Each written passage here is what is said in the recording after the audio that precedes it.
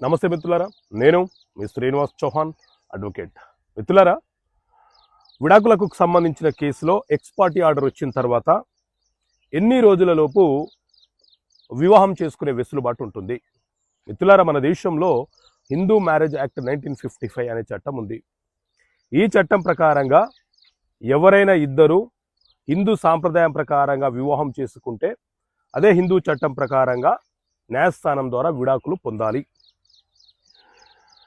భార్యాభర్తలు ఇద్దరి మధ్య వైవాహిక జీవితం సరిగా లేనప్పుడు వారు విడాకులకు ఫైల్ చేసుకున్నప్పుడు భర్త న్యాయస్థానంలో విడాకులు కావాలని ఫైల్ చేస్తే భార్యకు నోటీసులు వెళ్ళిన తర్వాత భార్య కనుక స్పందించకపోతే భర్తకు ఎక్స్పార్టీ ఆర్డర్ విడాకులు న్యాయస్థానం విడాకులు మంజూరు చేస్తుంది.